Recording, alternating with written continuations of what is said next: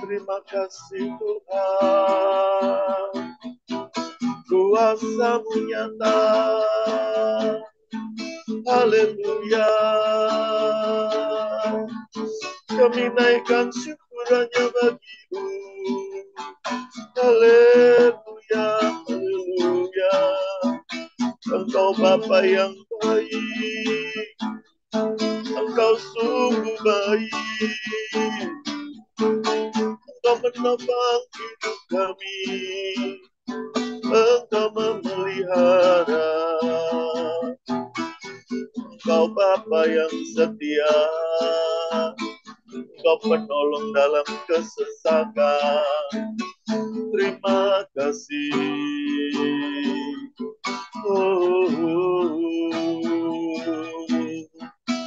Kami bersyukur Engkau baik, Engkau selalu baik. Haleluya, haleluya.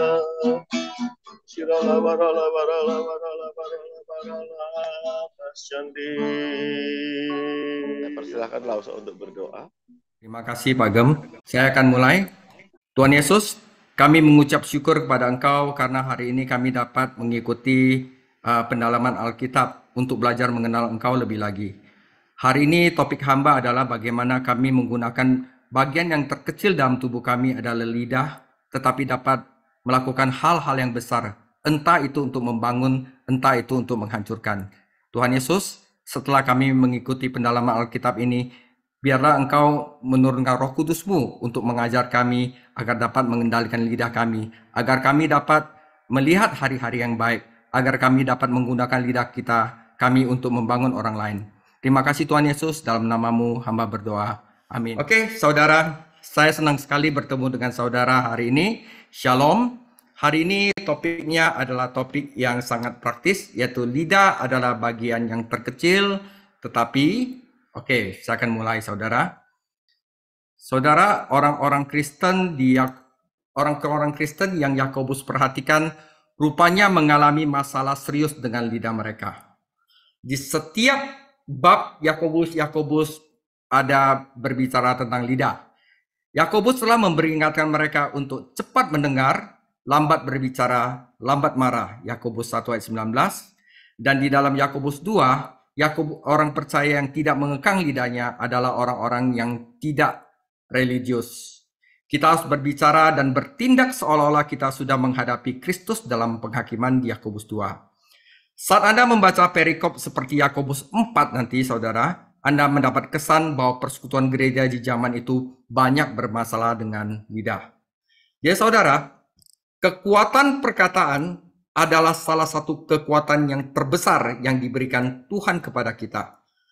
Hanya manusia yang bisa berkata-kata, binatang tidak bisa berkata-kata, saudara. Namun, dengan lidah manusia bisa memuji Tuhan, berdoa, memberitakan firman, dan memimpin yang terhilang kepada Kristus.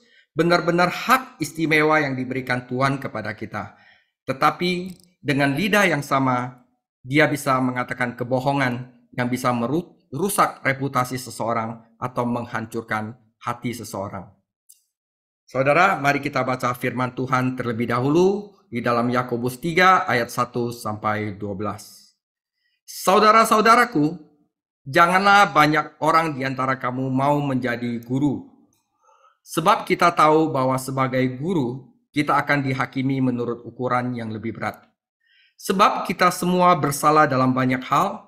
Barang siapa tidak bersalah dalam perkataannya, ia adalah orang yang sempurna, yang dapat juga mengendalikan seluruh tubuhnya. Kita mengenakan kekang pada mulut kuda, sehingga ia menuruti kehendak kita. Dengan jalan demikian, kita dapat juga mengendalikan seluruh tubuhnya. Dan lihat saja kapal-kapal, walaupun amat besar dan digerakkan oleh angin keras, namun dapat dikendalikan oleh kemudi yang amat kecil, menurut kehendak jurumudi. Demikian juga lidah, walaupun suatu anggota kecil dari tubuh, namun dapat memegahkan perkara-perkara yang besar. Lihatlah betapapun kecilnya api, ia dapat membakar hutan yang besar.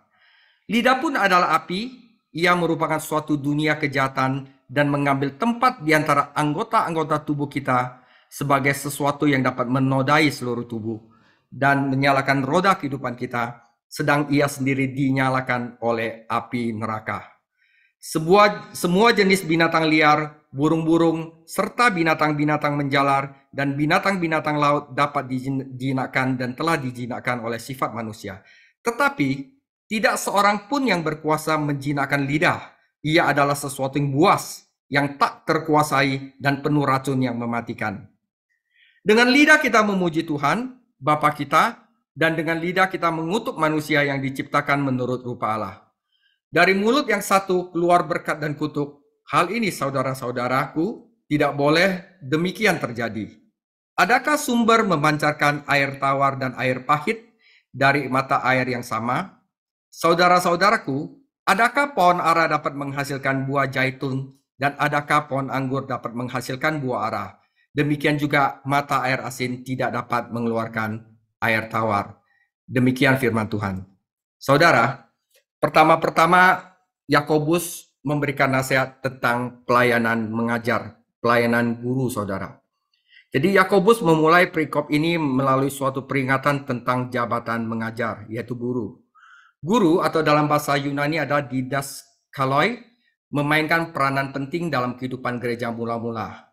Pada saat itu banyak orang yang tidak bisa baca, tidak bisa tulis, saudara. Jadi guru itu mengajar itu merupakan sesuatu yang penting. Dan dipercayakan dengan tugas penting untuk menyebarkan doktrin yang menyatukan gereja. Itu pada saat gereja mula-mula. Jadi saudara, pada zaman mula-mula itu otoritas dan prestis tertentu, yaitu guru, secara alami melekat pada pelayanan pengajaran. Maka tidak mengherankan banyak orang Kristen saat itu menginginkan pelayanan pengajaran, tetapi melupakan tanggung jawab dan akuntabilitas yang luar biasa dari guru, saudara. Nasihat Yakobus kepada orang percaya mendambakan pelayan ini adalah ini, saudara. Tidak banyak dari Anda yang harus menjadi guru. Mengapa? Karena para guru menempatkan diri mereka dalam bahaya penghakiman yang lebih besar. Karena apa, saudara? Karena alat utama pelayanan mereka juga merupakan bagian tubuh yang paling sulit dikendalikan, yaitu lidah, saudara. Guru harus menggunakan lidah mereka untuk membagikan kebenaran Tuhan dan mudah untuk melakukan dosa lidah. Nah, saudara, jika Anda ingin mengajar orang lain dalam arti kata yang benar, Anda mutlak harus belajar terlebih dahulu di kaki Tuhan Yesus. Lukas 10 ayat 39. Tuhan Yesus sendiri memberikan teladan yang baik, kepadanya telah diberikan lidah seorang murid, dengan kata lain, bahasa seseorang yang telah diajar. Yesaya 50 ayat 4, Tuhan Allah telah memberikan kepadaku lidah seorang murid, supaya dengan perkataan aku dapat memberi semangat baru kepada orang yang letih lesu. Setiap pagi ia mempertajam pendengaranku untuk mendengar seperti seorang murid. Saudara, yang perlu kita ketahui, Tuhan Yesus tidak pernah menyampaikan apapun kecuali dia telah mendengarnya dari Bapa. Oleh karena itu, seorang guru tidak boleh menyampaikan apapun kecuali dia telah mendengarnya dari kitab suci. Karena Allah telah berbicara pada zaman akhir ini melalui perantaran firman Tuhan dan anaknya yaitu Tuhan Yesus. Ibrani 1 ayat 2, maka pada zaman akhir ini ia telah berbicara kepada kita dengan perantaran anaknya, yang telah ia tetapkan sebagai yang berhak menerima segala yang ada. Saudara, nasihat Paulus dalam pelayanan guru, saudara. 1 Timotius 4 ayat 13. Sementara itu, sampai aku datang, 1. Bertekunlah dalam membaca kitab-kitab suci, dalam membangun dan dalam mengajar. Perhatikanlah semuanya itu, hiduplah di dalamnya, supaya kemajuanmu nyata kepada semua orang. Ayat 16. Awasilah dirimu sendiri dan awasilah ajaranmu. Bertekunlah dalam semuanya itu, karena dengan berbuat demikian engkau akan menyelamatkan dirimu dan semua orang yang mendengar engkau. Saudara, dari nasihat Paulus ini, tidak ada guru yang dapat mengajar dan membangun umatnya di mana guru itu sendiri tidak bertekun dalam membaca kitab-kitab suci. Jadi guru itu harus tiap hari baca kitab suci, karena dengan demikian barusan dia bisa mengajar dan membangun umatnya. Karena apa? Tetapi apa yang kupunyai kuberikan kepadamu adalah prinsip dasar kehidupan dan pelayanan Kristen. Kisah Para Rasul 3 ayat 6. Dan yang kedua, guru itu harus bertumbuh secara rohani karena orang-orang akan melihatnya. Guru yang tidak bertumbuh sebenarnya sedang mundur. Karena tidak mungkin berdiri diam dalam kehidupan Kristen. Dalam kehidupannya, seorang guru harus memberikan bukti pertumbuhan rohani. Seorang guru harus mempunyai disiplin seperti itu. Ia dapat berbicara karena ia telah membuka telinga untuk belajar terlebih dahulu. Alasan lain untuk tidak ingin terlalu sembarangan menjadi seorang guru adalah kata-kata kita yang tersandung. Jadi ini refleksi diri saya sendiri, saudara. Jika saya dengan jujur melihat diri saya sendiri, maka saya perlu mengakui bahwa sering kali saya tidak mengungkapkan kata-kata yang tepat. Jika saya ingin sempurna dalam ucapan saya, dengan demikian jika saya harus menguasai lidah saya dengan sempurna. Saudara, tidak ada guru yang sempurna. Tapi paling enggak guru itu harus benar dulu, saudara. Kenapa? Karena hanya Yesus Kristus adalah satu-satunya yang tidak pernah tersandung dalam firman-Nya, yang juga menjadikan hanya Dia yang sempurna dalam segala hal yang dilakukan tubuhnya. Untuk menjadi guru, mengendalikan lidah adalah hal yang sangat penting, karena itu bisa menjadi batu sandungan terbesar bagi seorang guru. Jadi itu adalah prelude dari kekuatan lidah yang ditujukan kepada guru, saudara, kepada saya, saudara. Ya, nah di sini Yakobus memberikan 3 kekuatan dari lidah. Kemampuan untuk mengucapkan kata-kata adalah kemampuan untuk mempengaruhi orang lain dan menyelesaikan tugas-tugas yang luar biasa. Namun kita seringkali menganggap remeh kemampuan ini. Untuk menekankan kepada kita pentingnya pengendalian ucapan dan konsekuensi besar dari kata-kata kita, Yakobus memberi kita 6 gambar lidah, yaitu pertama kekang kuda, yang kedua kemudi kapal, yang ketiga adalah api liar, yang keempat adalah binatang berbisa, kelima adalah mata air, dan keenam adalah pohon ara. Anda dapat menempatkan 6 gambar ini ke dalam 3 klasifikasi bermakna yang mengungkapkan 3 kekuatan lidah. Yang pertama, saudara, lidah mempunyai kekuatan untuk mengarahkan, yaitu contohnya kekang kuda dan kemudi, ayat 3 sampai ayat 4. Yang kedua, lidah kita mempunyai kekuatan untuk menghancurkan, saudara. Di sini contohnya adalah api dan hewan berbisa, ayat 5 sampai 8. Dan lidah kita mempunyai kekuatan untuk memberi hidup, yaitu mata air dan pohon anggur, saudara.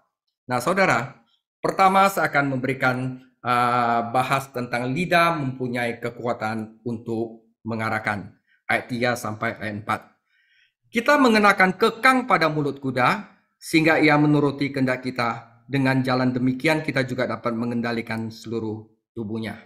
Saudara, kuda, kalau kita memegang kekangnya, kalau kita mau dia belok kiri, kita tinggal tarik kekang kuda kiri, dia akan belok kiri. Ya, kalau kita kekang kuda belok kanan, dia akan belok kanan, saudara. Kalau kita giniin, hai jalan, maka kuda itu akan ngebut. Dan kalau kita tarik kekang kudanya, maka kuda itu akan berhenti. Itu artinya apa? Kekang kuda itu mengarahkan seluruh tubuh kuda yang besar. Jadi demikian juga lidah. Hal yang kecil tapi mempengaruhi seluruh tubuh kita. Karena itu saudara, kalau kita ngomong sembarang seperti tembak dia, jadi itu seperti kayak kita mengarahkan seluruh tubuh kita untuk menembak seseorang. Nah, karena itu saudara, hati-hati kalau kita berbicara kepada seseorang yang kita cintai, saya benci kamu. Itu berarti kamu sedang memerintahkan seluruh tubuh kamu untuk membenci seseorang. Jadi lebih baik kita jangan katakan itu. Nah, kita sudah dapat pelajaran dari Yakobus, lidah itu bahaya karena mempunyai kekuatan untuk mengarahkan. Dan lihat saja saudara, kapal-kapal walaupun besar sekali, walaupun amat besar dan digerakkan oleh angin keras, namun dapat dikendalikan oleh kemudi yang amat kecil ini, saudara kecil. Menurut kehendak jurumudi. Jadi dengan contoh kekang kuda dan kemudi kapal, Yakobus memberitahukan bahwa lidah mempunyai kekuatan untuk mengarahkan. Nah, tetapi guru bukan satu-satunya yang harus dihakimi, saudara, yang dapat tergoda dan berbuat dosa lidah. Setiap orang Kristen harus mengakui bahwa kita semua tersandung dalam banyak hal, dan dosa lidah tampaknya memimpin urutan nomor 1. Orang yang mampu mendisiplinkan lidahnya membuktikan bahwa ia dapat mengendalikan seluruh tubuhnya. Dengan demikian, dia membuktikan bahwa dia adalah orang yang sempurna, yang telah dewasa rohani tingkat tinggi, saudara. Apakah Yakobus membuat kesalahan dengan menghubungkan dosa lidah dengan dosa yang dilakukan seluruh tubuh? Tidak, karena kata-kata memiliki kekuatan untuk mengarah pada perbuatan seluruh tubuh kita. Lidah yang tidak dikendalikan juga merusak kehidupan. Seseorang dapat membuat pernyataan yang tidak dijaga dan tiba-tiba menemukan dirinya terlibat dalam perkelahian. Lidahnya telah memaksa seluruh tubuhnya untuk membela diri saudara. Dalam memilih kekang kuda dan kemudi kapal, Yakobus menyajikan dua benda yang ukurannya kecil namun memiliki kekuatan untuk mengarahkan yang besar seperti halnya lidah. Kekang kuda memungkinkan orang untuk mengarahkan kuda besar dan kemudi kapal kecil memungkinkan nakoda kapal untuk mengarahkan kapal besar. Lidah adalah anggota tubuh yang kecil namun memiliki kekuatan mengarahkan hal-hal yang besar. Nah, di sini saudara, kita perlu tahu bahwa kekang kuda dan kemudi kapal harus mengatasi kekuatan yang berlawanan. Kekang kuda harus mengatasi sifat liar kuda, saudara. Kuda itu juga liar, saudara. Dan kemudi kapal harus melawan angin dan arus badai yang akan membuat kapal menyimpang dari jalurnya. Karena itu, lidah manusia juga harus mengatasi kekuatan yang berlawanan di dalam tubuh kita, saudara. Kita memiliki sifat lama, manusia lama yang ingin mengendalikan kita dan membuat kita berdosa. Ada keadaan di sekitar kita yang membuat kita mengatakan hal-hal yang seharusnya tidak kita katakan. Dosa di dalam dan tekanan di luar berusaha untuk menguasai lidah kita. Tetapi orang Kristen di dalam Kristus, dialah yang menguasai lidah saudara. Ini berarti bahwa kekang kuda dan kemudi kapal harus berada di bawah kendali tangan yang kuat, saudara.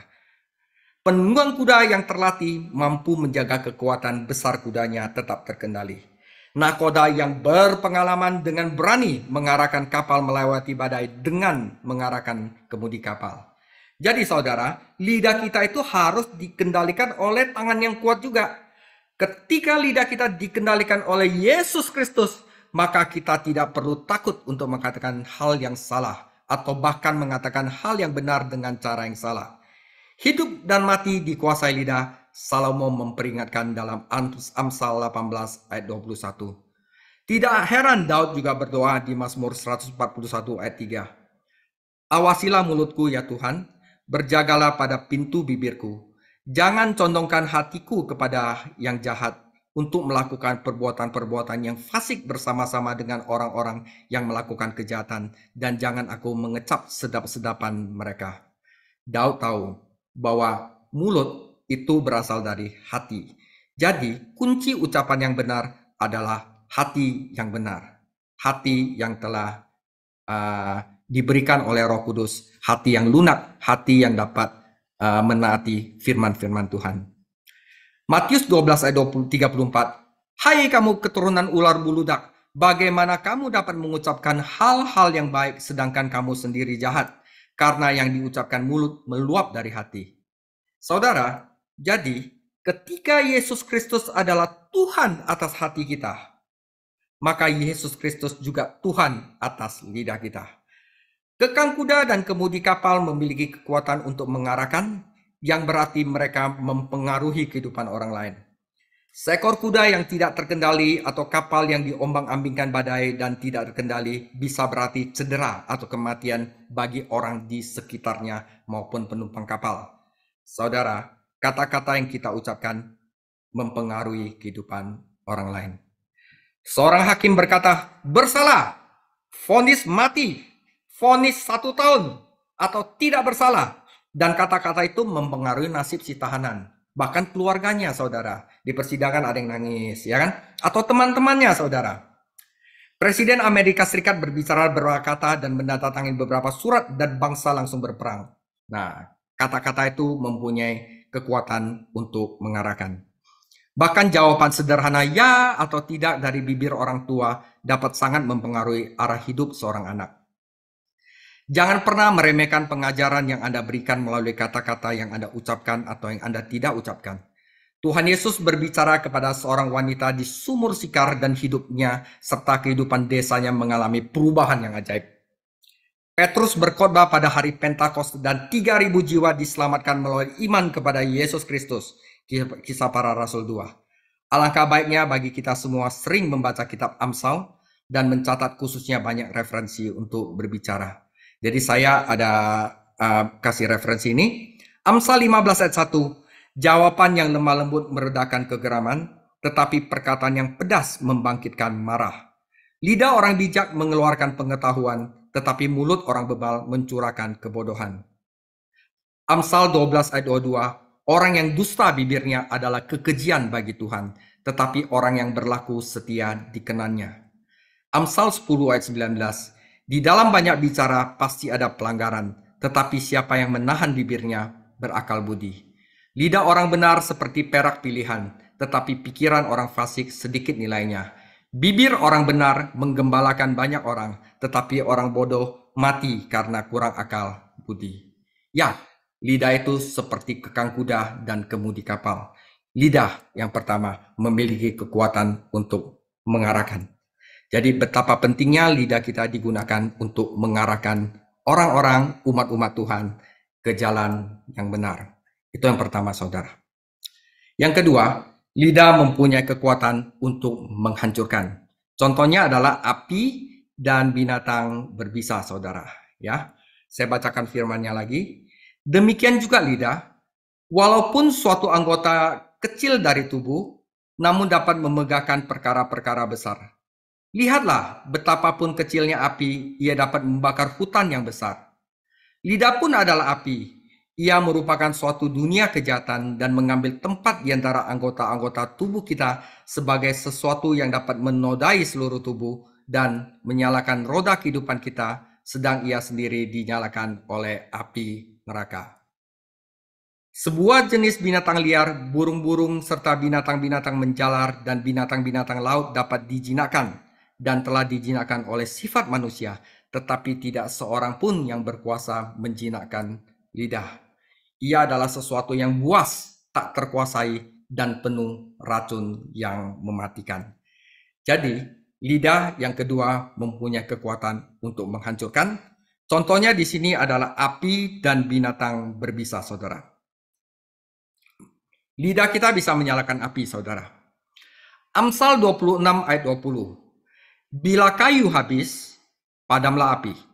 Bila pemfitnah tidak ada, redalah pertengkaran. Seperti arang untuk bara menyala dan kayu untuk api, demikianlah orang yang suka bertengkar untuk panasnya perbantahan. Di beberapa gereja, ada anggota atau pengurus yang tidak bisa mengendalikan lidahnya, dan hasilnya adalah kehancuran.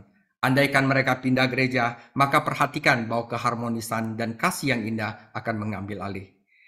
Seperti api, lidah dapat memanaskan situasi, saudara. Ya, seperti api bisa memanaskan, lidah juga bisa bikin panas situasinya, saudara. Daud menulis, Mazmur 39 ayat 2, pikirku, aku hendak menjaga diri supaya jangan aku berdosa dengan lidahku, dan aku hendak menahan mulutku dengan kekang selama orang fasik masih ada di depanku. Hatiku bergejolak dalam diriku, menyala seperti api. Ketika aku berkeluh kesah, aku berbicara dengan lidahku.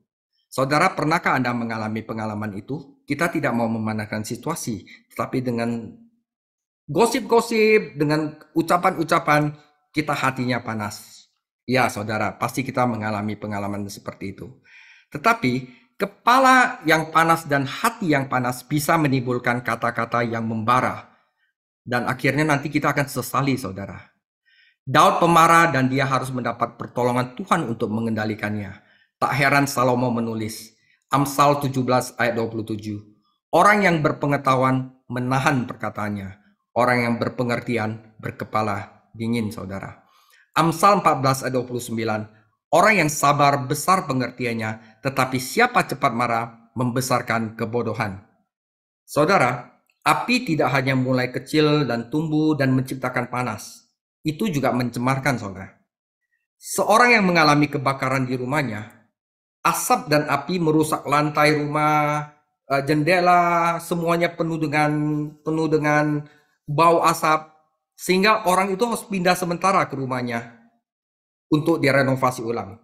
Karena itu saudara, kata-kata yang panas dapat mengotori rumah, dapat mengotori kelas Alkitab, bisa mengotori sekolah minggu, bisa mengotori gereja. Satu-satunya hal yang dapat membasuh kekotoran itu adalah darah Yesus Kristus.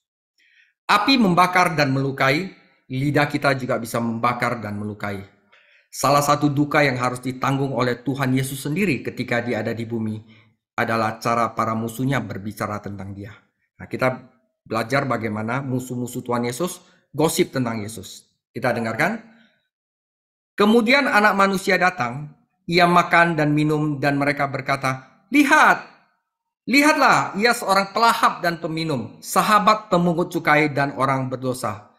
Saudara, mereka menyebut Tuhan Yesus itu orang yang pelahap dan peminum, bahkan sahabat orang berdosa. Karena Tuhan Yesus dengan ramah menerima undangan untuk makan bersama orang-orang yang tidak disukai oleh orang Farisi. Ketika dia melakukan mujizat, mereka mengatakan dia bersekongkol dengan setan. Bahkan ketika dia sedang sekarat di kayu salib, musuh-musuhnya tidak bisa membiarkan dia sendirian, tetapi melemparkan ejekan-ejekan keji ke wajahnya, saudara. Api dapat menyebar dan semakin banyak bahan bakar yang Anda berikan, gosip, perantara orang lain, semakin cepat dan semakin lebar penyebarannya, lidah membakar roda kehidupan. Nah, di sini artinya roda kehidupan adalah dapat membakar seluruh hidup seseorang. Yakobus menyarankan bahwa seluruh kehidupan terhubung seperti roda, dan karena itu kita tidak dapat mencegah penyebarannya. Seluruh hidup seseorang dapat dilukai atau dihancurkan oleh lidah. Waktu tidak dapat memperbaiki dosa lidah. Kita mungkin mengakui dosa ucapan kita, tetapi api tetap menyebar. Saat menyebar, api menghancurkan. Dan kata-kata yang kita ucapkan memiliki kekuatan untuk menghancurkan, saudara. Untuk setiap kata dalam buku Hitler Mein Kampf, 125 nyawa hilang dalam Perang Dunia Kedua. Satu kata, saudara. Kata-kata kita sendiri mungkin tidak menyebabkan perang atau menghancurkan kota atau perang bangsa. Tetapi kata-kata itu dapat mematahkan dan merusak reputasi seseorang. Mereka juga dapat menghancurkan jiwa dengan mengirim mereka ke dalam kekekalan tanpa Kristus, saudara. Bahaya, saudara. Kolose 4:6, hendaklah kata-katamu senantiasa penuh kasih, jangan hambar sehingga kamu tahu bagaimana kamu harus memberi jawab kepada setiap orang. Saudara, itu adalah contoh kata-kata seperti api. Tetapi lidah juga tidak hanya seperti api, tetapi juga seperti hewan buas dan berbisa. Lidah seperti hewan buas bisa menjadi liar dan tidak dapat diatur. Dan ia mencari mangsanya lalu menerkam dan membunuh, saudara. Beberapa hewan adalah beracun dan lidah itu menyebarkan racun. Hal yang menipu tentang racun adalah ia bekerja secara diam-diam dan perlahan lalu membunuh. Berapa kali orang jahat menyuntikkan sedikit racun dalam perkataan berharap itu akan menyebar dan akhirnya sampai kepada orang yang ingin dia sakiti? Saya telah melihat lidah beracun melakukan kerusakan besar pada individu, keluarga, kelas, seluruh gereja. Apakah Anda akan melepaskan ular berbisa dalam kebaktian minggu pagi? Saudara, jangan lakukan itu, saudara. Kita telah belajar kitab Yakobus, dan mulai hari ini, mari kita jaga lidah kita, agar lidah kita jangan menghancurkan orang lain. Yakobus mengingatkan kita bahwa hewan dapat dijinakkan, dan dalam hal ini, api dapat dijinakkan. Saat Anda menjinakkan hewan, Anda mendapatkan pekerja, bukan perusak. Jadi kalau kita menjinakkan lidah kita di dalam gereja, maka gereja akan mendapatkan pekerja, bukan perusak. Tapi jika Anda tidak dapat mengendalikan lidah di dalam gereja, maka Anda tidak dapat pengerja, Anda dapat perusak. Saat Anda mengendalikan api, Anda menghasilkan tenaga. Tetapi jika Anda tidak dapat mengendalikan api, maka itu akan menghancurkan. Jika gereja dapat menjinakkan dan mengendalikan lidah, hasilnya adalah gereja akan memiliki pengerja dan tenaga yang akan membangun gereja. Lidah itu berpengaruh besar, saudara. Lidah tidak bisa dijinakkan oleh manusia, tetapi lidah bisa dijinakkan oleh Tuhan Yesus. Lidah Anda tidak perlu dibakar di neraka, saudara. Seperti para rasul pada hari Pentakosta, lidah api datang dari surga. Jika Tuhan Yesus menyalakan api dan mengendalikannya, maka lidah bisa menjadi alat yang ampuh untuk memenangkan yang terhilang dan membangun gereja. Hal yang paling penting tentu saja adalah hati, karena dari hatilah lidah berbicara. Matius 12 ayat 34. Jika hati dipenuhi dengan kebencian, setan akan menyalakan apinya. Tetapi jika hati dipenuhi oleh kasih, Tuhan Yesus akan menyalakan apinya, saudara. Itu adalah hal yang kedua. Lidah mempunyai kekuatan untuk menghancurkan. Yang ketiga, lidah mempunyai kekuatan untuk memberi hidup. Dan inilah yang harus kita lakukan, saudara. Yakobus 3 ayat 11 sampai 12. Adakah sumber memancarkan air tawar dan air pahit dari mata air yang sama? Saudara-saudaraku, adakah pohon ara dapat menghasilkan buah zaitun dan adakah pohon anggur dapat menghasilkan buah ara? Demikian juga mata air asin tidak dapat mengeluarkan air tawar. Mata air, saudara, tentu saja menyediakan air jernih yang mengalir yang dibutuhkan manusia tetap hidup. Di negara-negara terbelakang, keberadaan mata air itu merupakan berkat yang besar bagi seluruh desa.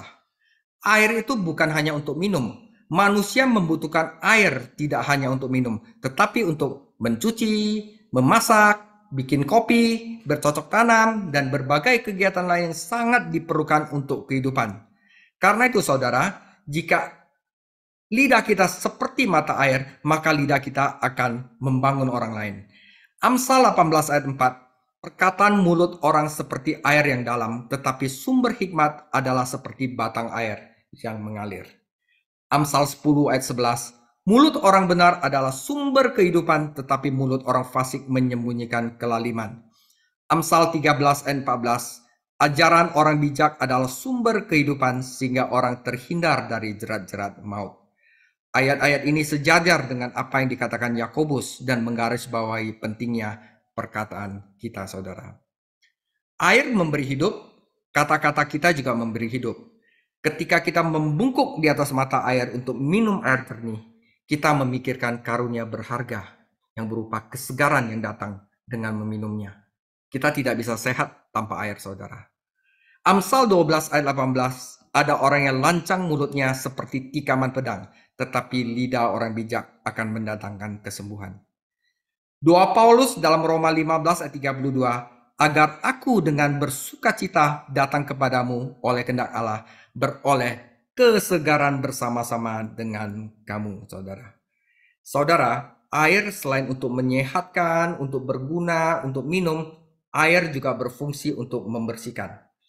Saudara, ada bejana di tabernakel dan bait suci perjanjian lama yang digunakan untuk menyucikan, membasuh tangan dan kaki para imam. Jadi para imam itu harus cuci tangan dan kaki dulu baru masuk, kalau nggak dia mati.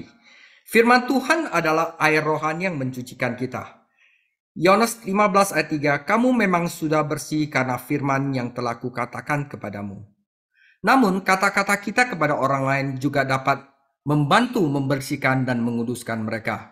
Kata-kata kita seharusnya seperti sungai yang digambarkan di dalam Yeskiel 47 yang menghidupkan segala sesuatu yang disentuhnya. Jadi lidah kita itu harus untuk membangun orang lain, menyemangati orang lain, memberi hidup kepada orang lain. Itulah fungsi lidah kita yang dikendalikan oleh Yesus Kristus.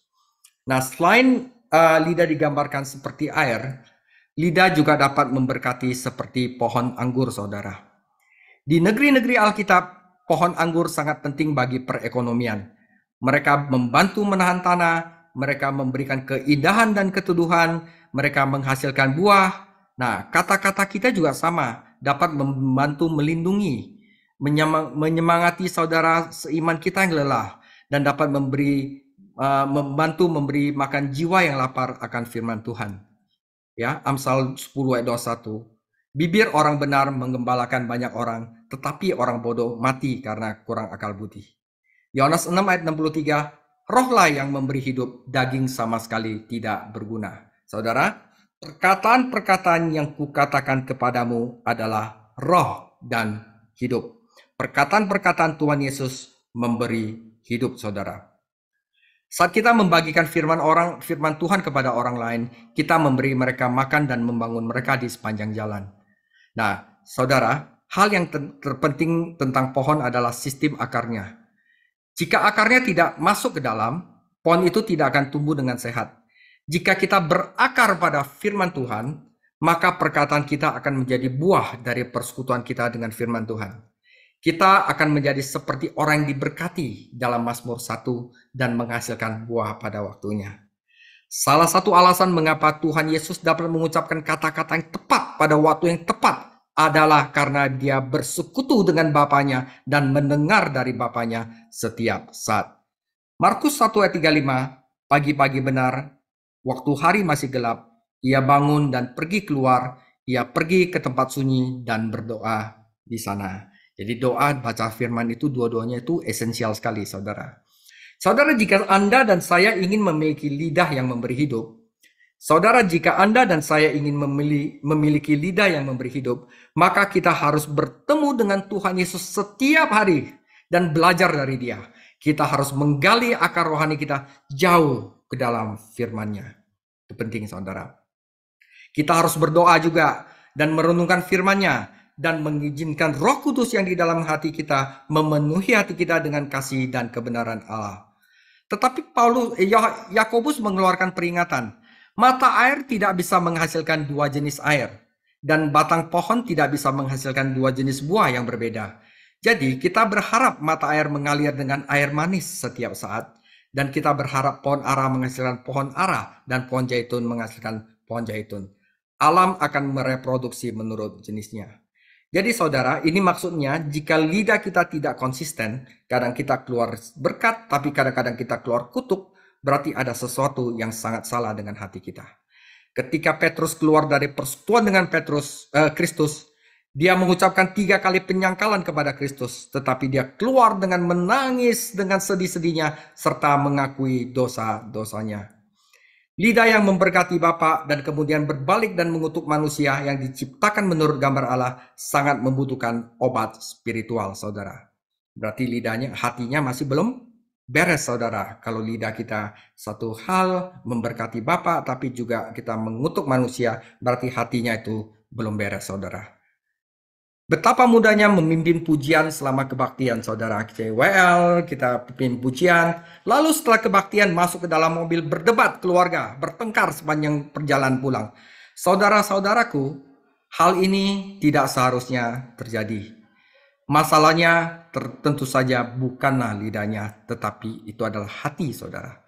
Sangat mudah untuk memiliki iri hati dan perselisihan di dalam hati kita. Tetapi hal-hal yang keluar dari mulut, keluar dari hati, dan mereka menajiskan orang itu. Matius 15 ayat 8, bangsa ini memuliakan aku dengan bibirnya, padahal hatinya jauh daripadaku.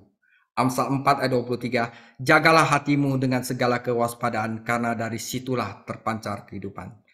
Saudara, jadi ketika kita mengisi hati kita dengan firman Tuhan dan tunduk pada Roh Kudus, Dia dapat menggunakan kita untuk memberkati orang lain, dan kita akan menjadi mata air dan pohon anggur yang akan memberikan kehidupan kepada orang lain. Nah, manis sekali, saudara. Nah, penutup, saudara. Saat saya menutup bagian ini, izinkanlah saya menyarankan agar Anda mulai menggunakan 12 kata yang dapat mengubah hidup Anda. Ini saya ambil dari cara orang untuk kata-kata yang benar, saudara. Jadi ini bukan yang saya buat, saudara, tapi saya ambil dari orang lain. Jika Anda menggunakan kata-kata ini dan bersungguh-sungguh dengan apa yang Anda katakan dalam hati Anda akan menemukan bahwa Tuhan Yesus akan menggunakan Anda untuk menjadi berkat dan dorongan bagi orang lain. Hanya ada 12 kata dan 4 kalimat, tetapi mereka itu sangat membangun. Kata pertama adalah silakan dan terima kasih. Saat Anda menggunakan 3 kata ini, silakan, terima kasih, Anda memperlakukan orang lain seperti orang dan bukan barang. Anda menunjukkan penghargaan. Yang kedua adalah saya minta maaf. Kata ini memiliki cara untuk meruntuhkan tembok dan membangun jembatan. Yang ketiga adalah aku mengasihimu. Sebagai orang Kristen, kita harus mengasihi saudara dan bahkan mengasihi musuh kita. Aku mengasihimu adalah pernyataan yang dapat membawa kekuatan yang luar biasa. Jadi terima kasih, maaf, I love you, atau saya mengasihimu. Dan yang ketiga adalah aku berdoa untukmu. Itu powerful sekali, saudara. Dan pastikan Anda ketika Anda berbicara kepada Tuhan tentang manusia, maka Anda dapat berbicara kepada manusia tentang Tuhan. Doa pribadi kita untuk orang-orang dapat membantu kita dalam pertemuan umum kita dengan orang-orang. Tentu saja kita tidak pernah mengatakan aku berdoa untukmu dengan cara yang sombong seolah-olah kita lebih rohani dari orang lain. Saudaraku, bagian terkecil tetapi pembuat onar terbesar di seluruh dunia adalah lidah saudara. Tapi itu tidak harus menjadi pembuat onar. Tuhan dapat menggunakan lidah kita untuk mengarahkan orang lain ke jalan hidup dan menyemangati mereka dalam percobaan hidup. Lidah adalah anggota yang kecil tetapi memiliki kekuatan yang besar. Saudara, berilah Tuhan Yesus lidah dan hati kita setiap hari dan mintalah Dia memakainya untuk menjadi berkat bagi orang lain. Demikian paparan singkat saya tentang lidah. Tuhan Yesus memberkati. Jadi lidah ada 3 hal saudara, kekuatan untuk mengarahkan, kekuatan untuk menghancurkan, dan kekuatan untuk memberi hidup. Terima kasih. Minggu depan topiknya adalah hikmat surgawi dan spirit dunia.